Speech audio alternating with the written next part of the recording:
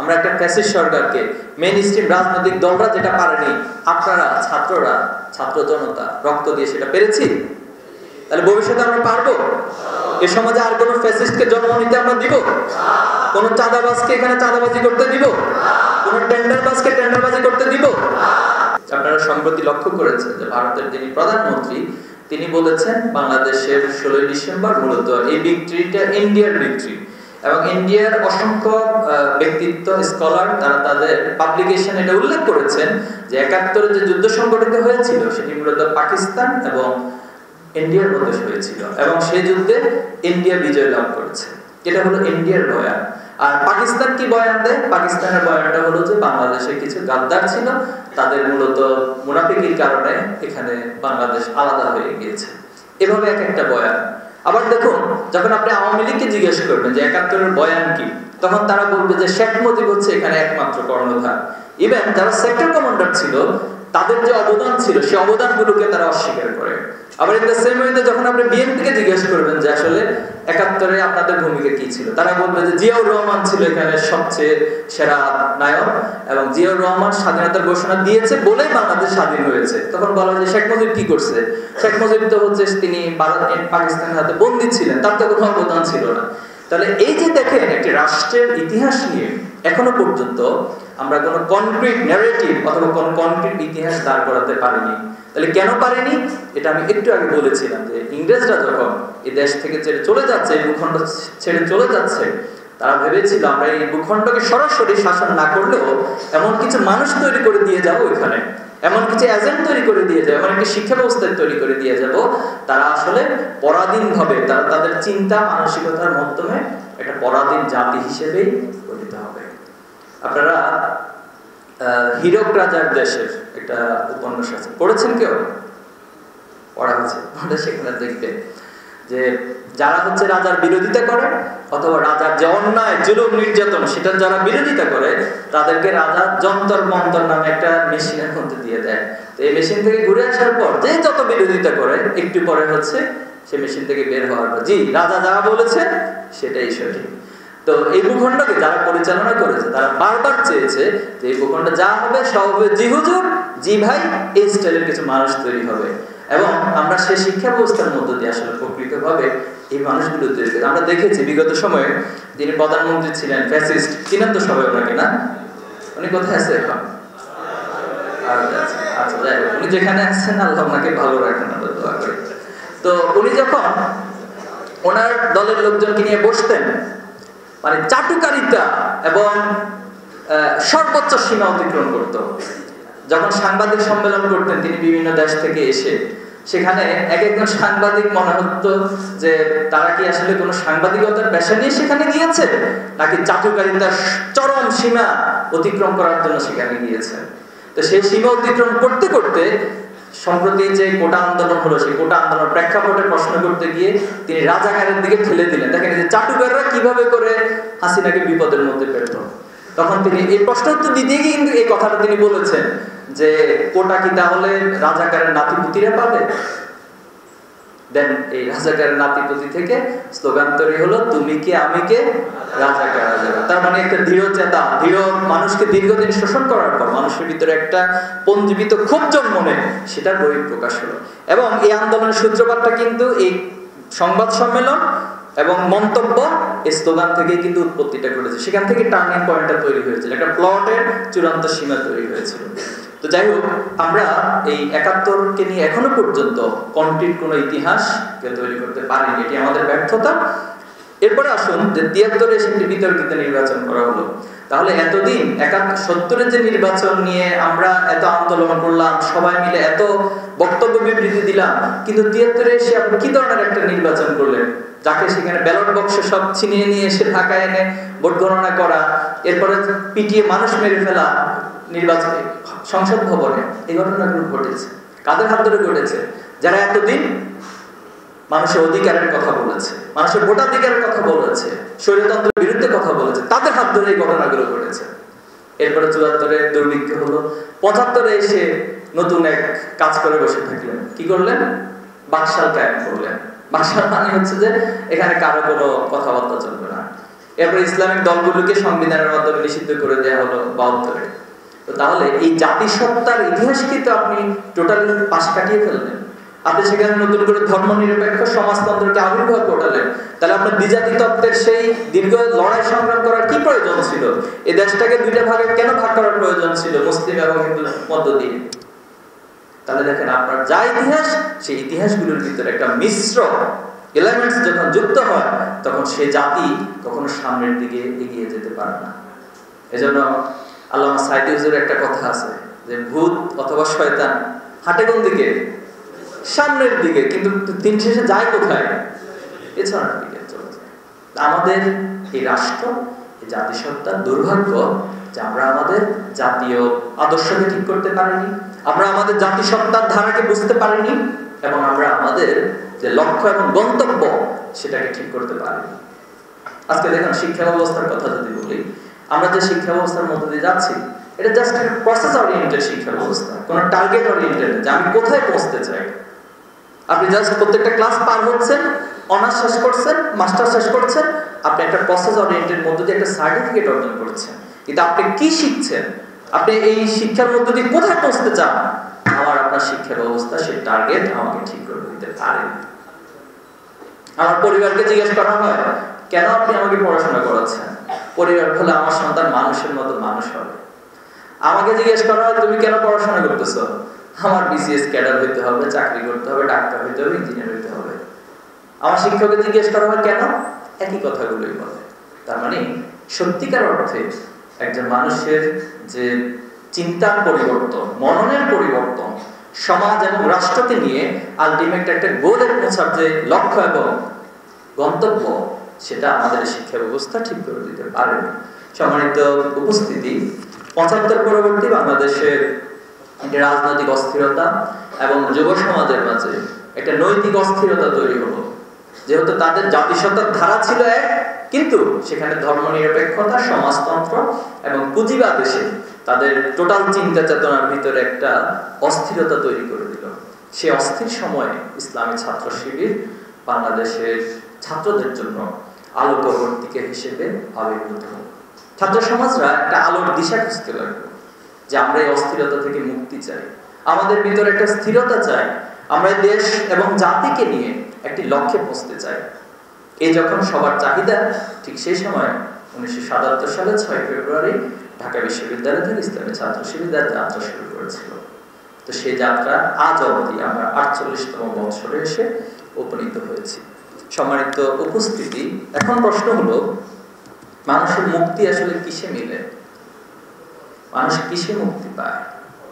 আমরা এখন ফিরে যেতে হবে জাহিলিয়াতের সেই সমাজে, সেই যুগে, যখন মানুষের কোনো মানবিক অধিকার ছিল না, মানুষকে মানুষ হিসেবে বিবেচনা করা হতো না, বরং মানুষকে পণ্য হিসেবে বিবেচনা করা হতো। সে সমাজে নারীদের কোনো অধিকার ছিল না। একজন পিতা অথবা একজন মাতা যখন নারী সন্তান জন্ম নিত, তাকে তার জন্য কলঙ্ক মনে করত। এবং অসংখ্য উদাহরণ জাহিলিয়াতে ঘটেছে যে নারী সন্তান জন্ম নেওয়ার পর সেই ভূমিষ্ঠ সন্তানকে মাটিতে জীবন্ত পতিত করে ফেলত তারা, এবং নারীকে এক ধরনের ভোগ্য পণ্য হিসেবে সে সমাজ ব্যবহার করত।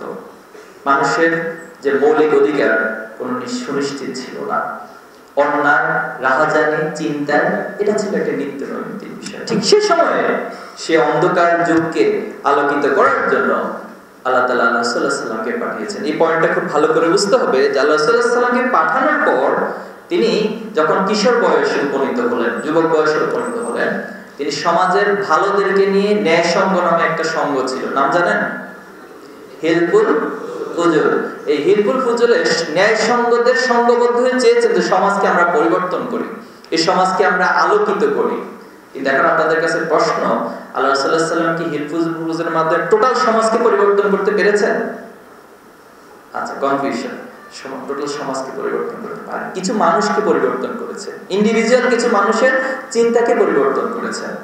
কিন্তু আল্লাহ সাল্লাল্লাহু আলাইহি ওয়াসাল্লামের উপর যখন ওহী নাযিল হলেন, আল্লাহর পক্ষ থেকে প্রেরিত যে ওহী, সেই ওহীর মাধ্যমে আল্লাহ তাআলা বলেছেন যে ইকরা বিসমি রাব্বিকাল্লাযী খালাক, পড়ো তোমার প্রভুর নামে, তিনি তোমাকে সৃষ্টি করেছেন। এই ওহীর মধ্য দিয়ে একটা পর্যায়ে এসে সুদীর্ঘ 23 বছর কাজ করার পর আল্লাহ তাআলার পক্ষ থেকে ঘোষণা আসলো যে আল-ইয়াওমা আকমালতু লাকুম দীনাকুম ওয়া আতমামতু আলাইকুম নি'মাতি ওয়া রাদিতু লাকুম ইসলাম দীনা। আজকে তোমার জন্য একটা পরিপূর্ণ জীবন ব্যবস্থা। ইসলামকে যারা অনলি ধর্ম হিসেবে ট্রিট করে তারা আসলে না বুঝে এটা করে। ইসলামটা একটা জীবন ব্যবস্থা, এবং এই জীবন ব্যবস্থা মুহাম্মদ সাল্লাল্লাহু আলাইহি সাল্লামের বানানো কোনো জীবন ব্যবস্থা না। এটা আল্লাহ তাআলার পক্ষ থেকে প্রেরিত ওহী, এবং সেই জীবন ব্যবস্থার মধ্য দিয়ে বলা হলো এখন তুমি সমাজকে পরিবর্তন করো। এখন আপনাদের কাছে প্রশ্ন, আল্লাহ সাল্লাল্লাহু আলাইহি সাল্লাম সেই ওহী দিয়ে কি শুধু কিছু ব্যক্তিকে পরিবর্তন করছেন, নাকি টোটাল সমাজ, টোটাল ভূখণ্ড, টোটাল রাষ্ট্রকে পরিবর্তন করেছেন? টোটাল সমাজ এবং রাষ্ট্রকে পরিবর্তন করেছেন। এখন প্রশ্ন হলো, তৎকালে যখন আল্লাহ রাসূল এই ওহীগুলো তাদের জনপদের মানুষের কাছে পেশ করতেন, তারা বলতেন এটা তো তুমি মন গড়া, তুমি কবি, এটা তো আমরাও পারি। তখন আল্লাহ তাআলা চ্যালেঞ্জ ছুড়ে দিলেন, ইন্না আ'তাইনা কাল কাউসার, হে কবিরা আসো, তোমরা তো অনেক জ্ঞানী, অনেক পণ্ডিত, দেখি তুমি এই লাইনের পর পরের লাইনটা তুমি বানাও, তুমি তৈরি করো। তখন সব কবিরা সারেন্ডার করলো যে আমাদের দ্বারা এই পরের লাইন বানানো সম্ভব না, কারণ এই কথাগুলো মুহাম্মদের বানানো কোনো কথা না। এটি স্বয়ং পৃথিবীর যিনি শাসনকর্তা, পৃথিবীর যিনি মালিক, লিল্লাহি মুলকুস সামাওয়াতি ওয়াল আরদ, সে আল্লাহর পক্ষ থেকে প্রেরিত ওহী কথা। তাহলে আজকে যদি আপনি এই সমাজকে সত্যিকার অর্থে পরিবর্তন করতে চান, তাহলে আপনাকে মানবীয় কোনো তত্ত্ব দিয়ে পরিবর্তন করা সম্ভব না। এখন আসেন, পৃথিবীতে এখন পর্যন্ত মানবীয় তত্ত্ব সবচেয়ে পপুলার কোনটা? পুঁজিবাদ, সমাজতন্ত্র, এটাই তো।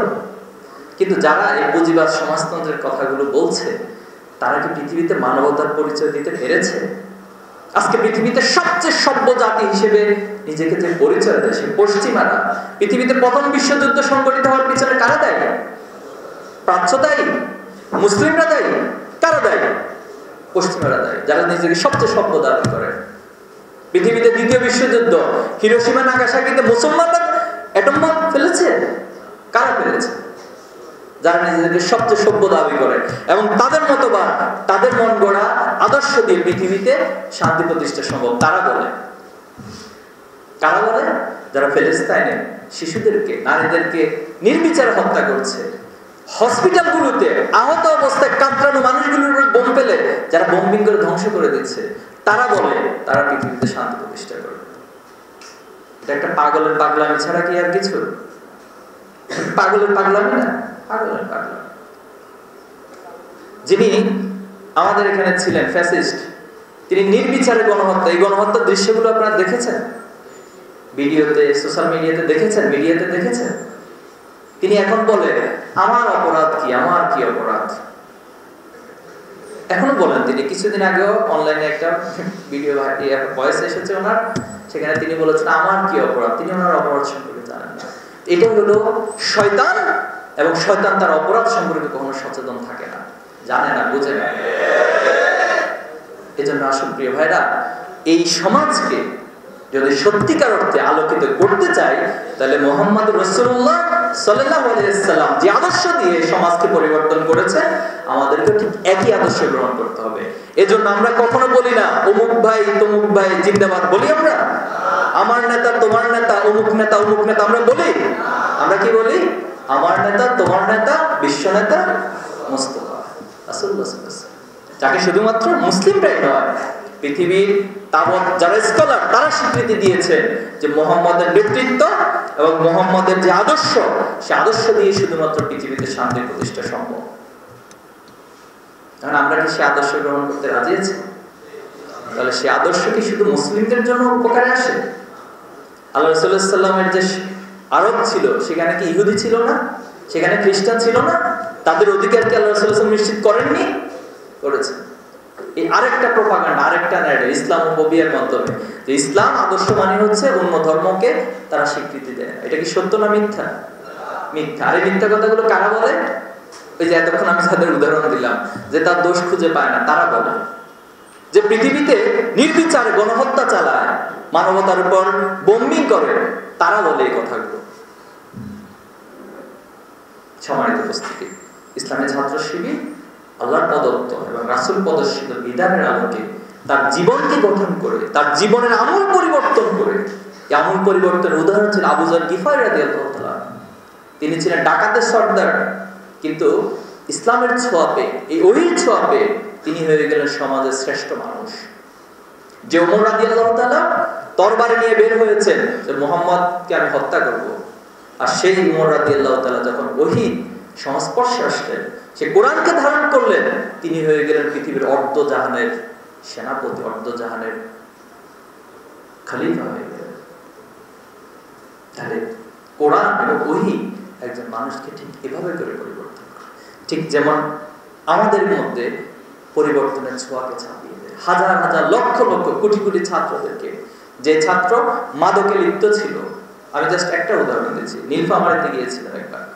তো সাথী শপথ, আমাদের সাথী শপথ সম্পর্কে আইডিয়া আছে আপনাদের? অনেকগুলো ধাপ পার হয়ে সাথী হয়। তো যখন আমি তার কন্ট্যাক্ট নিচ্ছিলাম, ভাইবা নিচ্ছিলাম, ভাইবা নেওয়ার সময় তার চেহারাটা দেখে আমার মাঝে একটু সন্দেহ তৈরি হলো। কারণ যারা কন্টিনিউয়াসলি ড্রাগ অ্যাডিক্টেড, তাদের চেহারা কিন্তু স্বাভাবিক থাকে না। আপনারা দেখেছেন এরকম কাউকে? তো আমি জেলা সভাপতি ভাইকে কোশ্চেন করলাম যে ভাই, এই ভাইটার চেহারাটা আমার কাছে একটু অস্বাভাবিক মনে হচ্ছে, আসলে কি কোনো সমস্যা আছে? যে কি মাদক নেই? মাদক মিলে তাকে সাথে শপথের জন্য করে নিয়ে আসছেন, এটা কেমন কথা? তো পরে তিনি বললেন যে ভাই, এই ভাইটা একসময় ড্রাগ অ্যাডিক্টেড ছিলেন, কিন্তু আমাদের একজন ভাই দীর্ঘদিন ধরে তাকে সময় দিয়ে তার পিছনে মেহনত করে আজকে তাকে পুরোপুরি ড্রাগ অ্যাডিক্ট মুক্ত করছে। বিশ্বাস করবেন, সেখানে প্রায় 25 জন ভাই উপস্থিত ছিলেন। এবং যখন আমি টোটাল অনুষ্ঠানটা শেষ করলাম, ওই ভাইটার মধ্যে যে আবেগ, যে কান্না, এটা আমি অন্য কারোর মধ্যে দেখিনি। আলহামদুলিল্লাহ। তাহলে ছাত্র শিবির এমন একটি সংগঠন যে হারাম রিলেশনে লিপ্ত থাকে, সে হারাম রিলেশন থেকে তার বিবেক বোধকে জাগ্রত করে তাকে ইউসুফ আলাইহিস সালামের চরিত্রের অধিকারী হওয়ার মতো রাস্তা তাকে তৈরি করে দেয়, সে পরিবেশ তাকে তৈরি করে দেয়। এর নাম হলো ইসলামের ছাত্র শিবির।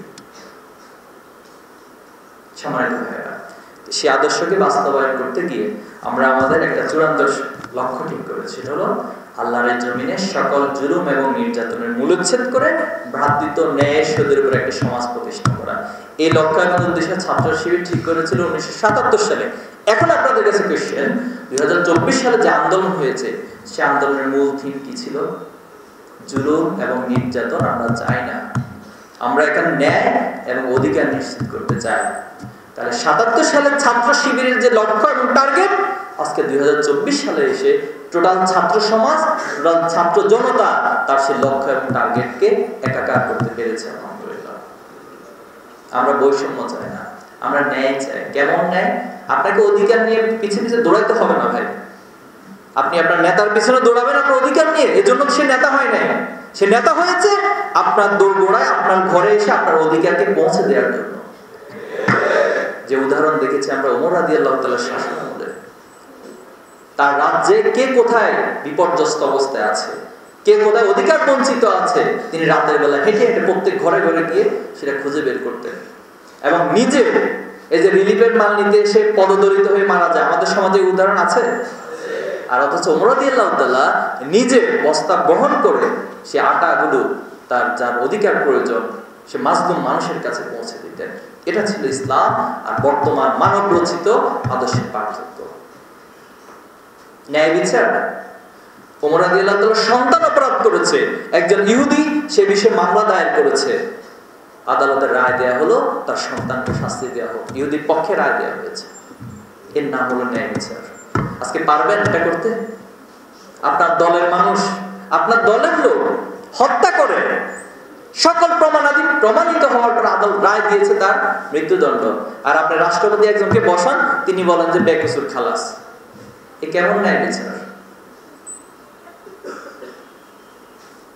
তাহলে আমরা যদি সত্যিকার অর্থে সমাজকে পরিবর্তন করতে চাই, একটা ন্যায়ের সমাজ প্রতিষ্ঠা করতে চাই, তাহলে এটা শুধুমাত্র ভাই এই জিবাই ঠিক অথবা চিল্লিয়ে বলেন ঠিক কিনা ঠিক, অথবা হচ্ছে আপনি দোয়া পড়লেন, তাবিজ করলেন, পানি পড়া দিলেন, এর মধ্যে দিয়ে সমাজ পরিবর্তন হয় না। এই সমাজ পরিবর্তনের জন্য সমাজ পরিবর্তন উপযোগী মানুষ তৈরি করতে হয়। এখন আসেন আমি আমার এই টপিকে আসি। আমার টপিক হলো সৎ, দক্ষ এবং দেশপ্রেমিক নাগরিক তৈরি। আমাদের এই বাংলাদেশটা অপার সম্ভাবনার বাংলাদেশ। এই যে আপনাদের মতো মানুষগুলো যদি এক একজন জনসম্পদে রূপান্তরিত হতে পারে, আমাদেরকে বলা হয় আমাদের দেশে মানুষ বেশি, এটা আমাদের অপরাধ? মানুষ বেশি কি অপরাধ? মানুষ বেশি তো সম্পদ আপনার জন্য। আপনি প্রত্যেকটা মানুষকে, প্রত্যেকটা স্বপ্নগুলোকে যদি একটা সম্পদে রূপান্তরিত করতে পারেন, তাহলে এই দেশটা তো তার অগ্রযাত্রা পৃথিবীর অনেক দেশকে ছাপিয়ে চলে যাবে। আপনি সেদিকে মনোযোগ দেন না, সেদিকে আপনার কোনো মনোযোগ নেই। থাকবে কেন? আপনার দরকার তো পাওয়ার, আপনার দরকার জাস্ট একটা চেয়ার। আপনি তো সেদিকে কোনোদিন মনোযোগ দেন নাই। সম্মানিত ভাই, আমাদের কক্সবাজারের মতো পৃথিবীর সবচেয়ে বড় সমুদ্র সৈকত রয়েছে। এটা কি আমাদের একটা বড় সম্ভাবনা না? বড় সম্ভাবনা। আমাদের ব্লু ইকোনমি জোন রয়েছে। যদি আপনাদের এখান থেকে আগামী দিনে সমুদ্র বিজ্ঞানী তৈরি হতে পারেন, তাহলে তাদের চিন্তা থেকে, তাদের ম্যানেজমেন্ট থেকে এই ব্লু ইকোনমিক জোন দিয়ে বাংলাদেশ পৃথিবীর অনেক উন্নতশীল দেশকেও অতিক্রম করে যাওয়ার সুযোগ রয়েছে। আমাদের কুলাউড়া পাহাড়ে ডাইনামাইট রয়েছে, জানেন এটা আপনারা? কিন্তু এটা খুঁজে বের করবে কে? খুঁজে বের করার মতো লোক নেই। তো চিটংয়ের আজকের এই প্রোগ্রাম থেকে একজন উদ্যোগ নেন যে আমি আমার কুলাউড়া পাহাড়ে যে ডাইনামাইট রয়েছে সেটা খুঁজে বের করার উদ্যোগ নিব। তাহলে আজকে যারা আমাদেরকে ভয় দেখায়, ভয় দেখায় না অনেকে, ভয় দেখেন তো, তাদেরকে বলবো যে আমার কাছে কিন্তু আছে। তুমি আমাকে ভয় দেখাও, আমার কাছেও আছে। তাহলে এই খুঁজে বের করার কাজটা কে নিবে? উদ্যোগটা কে নিবে? আপনাকে নিতে হবে। সবচেয়ে বড় বিষয় হচ্ছে এই ভূখণ্ডের মানুষ প্রচন্ড সাহসী। দেখেছেন না আবু সাইদ কিভাবে দাঁড়িয়েছে? দাঁড়িয়েছে তো। আবার আবু সাইদকে কপি করে এই প্রজন্মের ছোট ছোট বাচ্চারা পুলিশের দিকে তেড়ে গেছে, ছোট কঙ্কর নিক্ষেপ করতেছে। বলা হচ্ছে তুমি এটা কেন করতেছো? বলছে সে আমার ভাই আবু সাইদকে হত্যা করছে। দেখেছেন সে ভিডিও? ছোট বাচ্চা তেড়ে যাওয়ার মতো মানসিকতা, প্রচন্ড সাহসী। এবং পৃথিবীকে বিজয়ের জন্য সাহস প্রয়োজন, পৃথিবীকে নেতৃত্বের জন্য সাহসের প্রয়োজন, জ্ঞানের প্রয়োজন, দক্ষতার প্রয়োজন। আর ফাইনালি যদি সত্যিকার অর্থে আপনি পরিবর্তনের মানসিকতা লালন করেন, তাহলে আপনাকে সৎ হওয়া প্রয়োজন। এখন আমাদের এই বাংলাদেশের যে সম্ভাবনা, সেটাকে কাজে লাগাতে হলে আমরা কাজে লাগাতে পারিনি এতদিন পর্যন্ত। বারবার আমাদেরকে ধোঁকা দেওয়া হয়েছে, আমাদেরকে চমৎকার চমৎকার কথা বলে দলে বেড়ানো হয়, কিন্তু এরপর ধোঁকা দেওয়া হয়, ধোঁকাবাজি করা হয় আমাদের সাথে। কখনো সেটা স্বাধীনতার বয়ানে ধোঁকাবাজি, কখনো ৭১-এর চেতনার নামে ধোঁকাবাজি, কখনো ধর্ম নিরপেক্ষতার নামে ধোঁকাবাজি, সমাজতন্ত্রের নামে ধোঁকাবাজি, বিভিন্ন মাধ্যম দিয়ে ধোঁকাবাজি করা হয় আমাদের সাথে। কিন্তু আমরা কি বারবার ধোঁকা খাবো? ধোঁকা না খেতে চাইলে আমরা চাই প্রত্যেকটি নাগরিক সৎ হবে, দক্ষ হবে, দেশপ্রেমিক হবে। এই তিনটে গুণের সমন্বয় ইসলামী ছাত্র শিবির নাগরিক তৈরির জন্য তার ভিশনকে ঠিক করেছে। এখন আসুন, সততা মানে কি? সত্যবাদিতা। আল আমিন হবে। আল্লাহ রাসূলুল্লাহ সাল্লাল্লাহু আলাইহি ওয়াসাল্লাম ওহীপ্রাপ্ত হওয়ার আগে সমাজে নিজেকে আল আমিন হিসেবে প্রতিষ্ঠা করেছেন।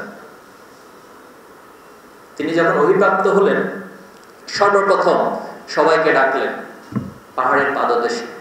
পাহাড়ের পাদদেশে ডাকার পর বললেন যে আরব, হে মক্কাবাসী, হে আমার আত্মীয় স্বজন, আমি যদি বলি যে আমার পাহাড়ের পিছনে শত্রুপক্ষ অপেক্ষা করছে, কিন্তু তোমরা এই পাশ থেকে শত্রুপক্ষকে দেখছো না, তোমরা কে কে আমার এই কথার উপর বিশ্বাস করে শত্রুদের সাথে যুদ্ধ করার জন্য প্রস্তুত হবা? সবাই এক বাক্যে হাত তুলেছে, হ্যাঁ আমরা সবাই প্রস্তুত। বলা হলো কেন তোমরা প্রস্তুত? তোমরা তো দেখছো না শত্রু আছে না নেই। বলা হলো যে তুমি ইতিপূর্বে কোনোদিন আমাদের সাথে মিথ্যা কথা বলো নাই, কারণ আমরা তোমাকে সন্তান হিসেবে, আমাদের সমাজের, আমাদের আদরের ভাই হিসেবে, আমাদের কাছের মানুষ হিসেবে, আত্মীয় হিসেবে কোনোদিন সিঙ্গেল ওয়ার্ড মিথ্যা কথা বলতে শুনিনি। বলা হলো তাহলে এখন আসো, ইসলাম কবুল করো। তোমরা যে ধর্ম নিয়ে আছো এটা একটা মিথ্যা ধর্ম, এটা একটা শয়তানের বানানো, বিবর্তন হতে হতে তোমরা এই পর্যায়ে এসেছো এই ধর্ম নিয়ে। তাহলে এক আল্লাহর প্রতি তোমরা এই বানানো, যিনি সমগ্র পৃথিবীর মালিক। তখন আবার তারা কনফিউশনে পড়ে গেছে। একটা অংশ বলছে ঠিক আছে, আগের কথা যেমন মানলাম এটাও মানলাম। একটা অংশ বলছে না, মানবো না। পৃথিবীতে যুগে যুগে একটা অংশ থাকবে যারা বলবে যে না আমরা মানবো না। সত্যকে তারা স্পষ্ট দেখবে, কিন্তু এরপর সত্যকে তারা স্বীকার করে নিবে না। এটা পৃথিবীর যুগে যুগে ছিল। আর একটা অংশ কনফিউশনে থাকে কোনটা রাইট কোনটা রং। ওই যে ডক্টর ফস্টাসের একটা ড্রামা আছে, উপন্যাস আছে, আপনারা পড়েছেন কিনা? সে কনফিউশনের মধ্যে থাকে। ভালো দিক যখন তার কাছে আসে তখন ভালোর দিকে ঝুঁকে যায়, আবার একটু পরে যখন খারাপের দিক থেকে আসে খারাপের দিকে ঝুঁকে যায়। তাহলে প্রিয় ভাইরা, মুহাম্মদ রাসূলুল্লাহ সাল্লাল্লাহু আলাইহি ওয়াসাল্লাম নিজেকে আলামিন। এখন প্রশ্ন হলো, আমরা নিজেদেরকে আলামিন হিসেবে তৈরি করতে হবে। ছাত্র শিবির এই আলামিন তৈরির একটি কারখানা, সত্যবাদী হবে। যিনি সত্যবাদিতার থেকে বিচ্যুত হবে তিনি কখনো ইসলামের হতে পারে না, তিনি কোনো আদর্শের মানুষ হতে পারে না, তিনি ছাত্র শিবিরের হতে পারে না। সম্মানিত উপস্থিতি, আপনাকে ন্যায়পরায়ণ হইতে হবে, আপনাকে জাস্টিস করতে হবে। সেটা আপনার ভাইয়ের সাথে হোক, বোনের সাথে হোক, পিতামাতার সাথে হোক, আপনার বন্ধুর সাথে হোক, সবার সাথে জাস্টিস রক্ষা করতে হবে। যার যেটা অধিকার, কারো অধিকারকে লঙ্ঘন করে, এটার নাম হলো সততা।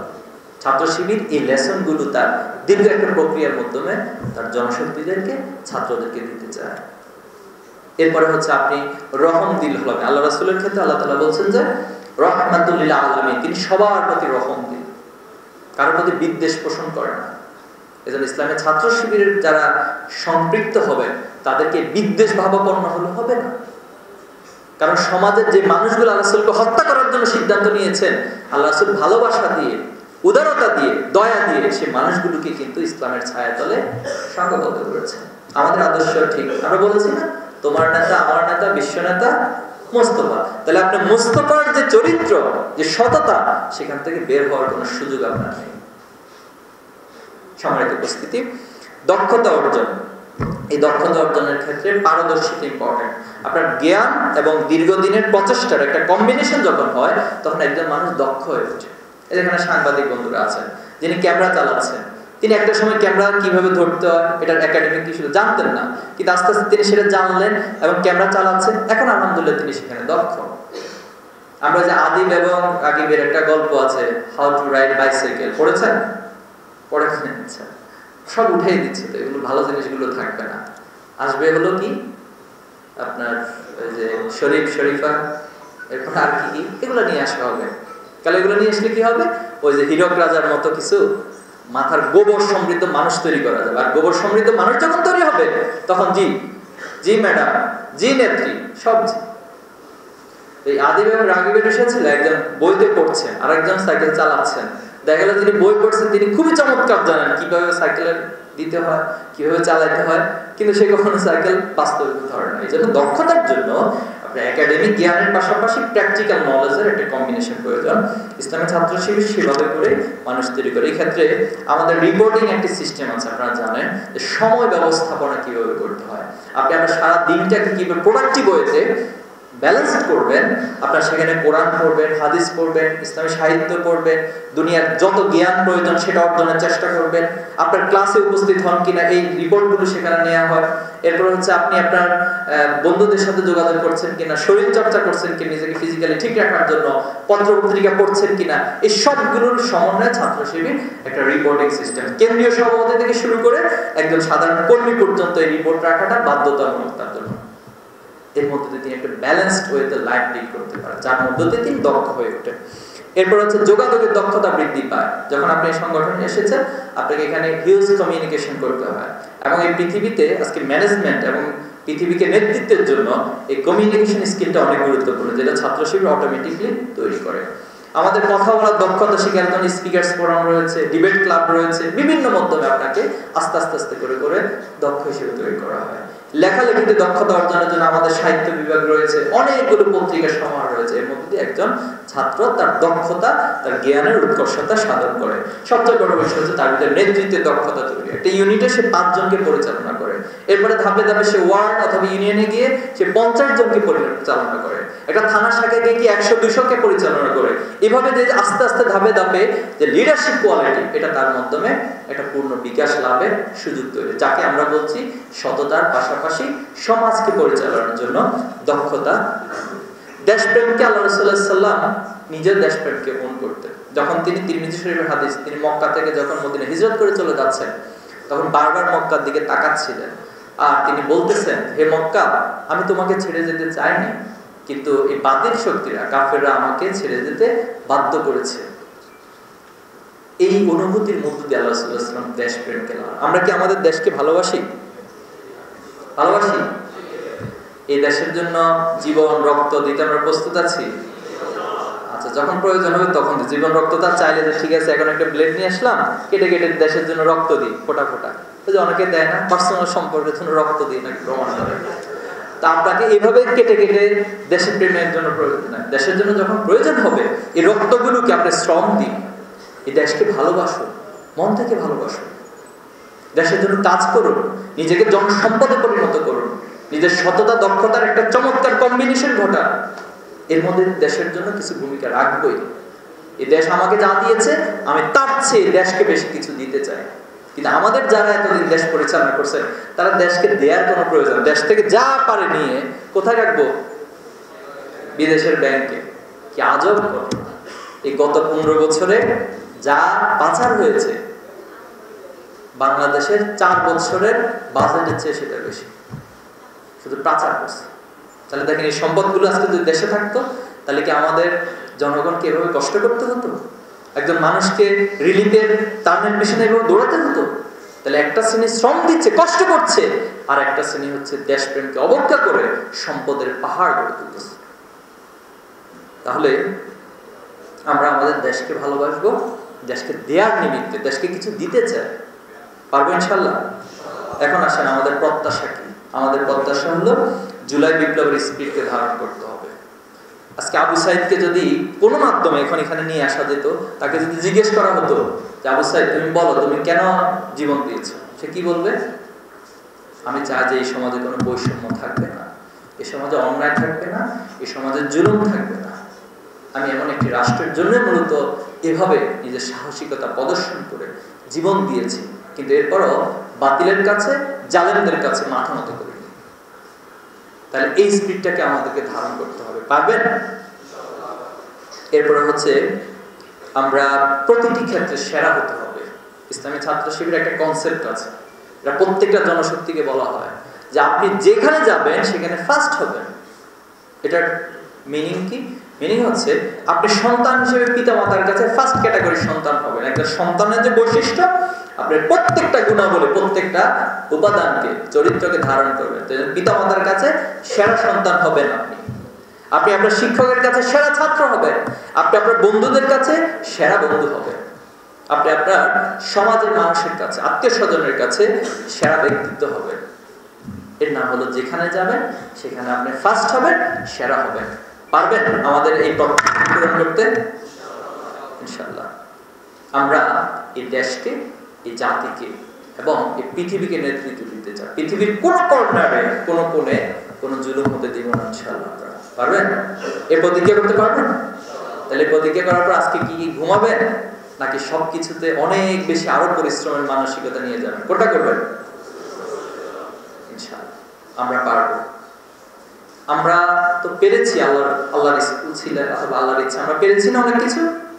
আমরা একটা ফ্যাসিস্ট সরকারকে, মেইন স্ট্রিম রাজনৈতিক দলরা যেটা পারেনি, আপনারা ছাত্ররা, ছাত্র জনতা রক্ত দিয়ে সেটা পেরেছি।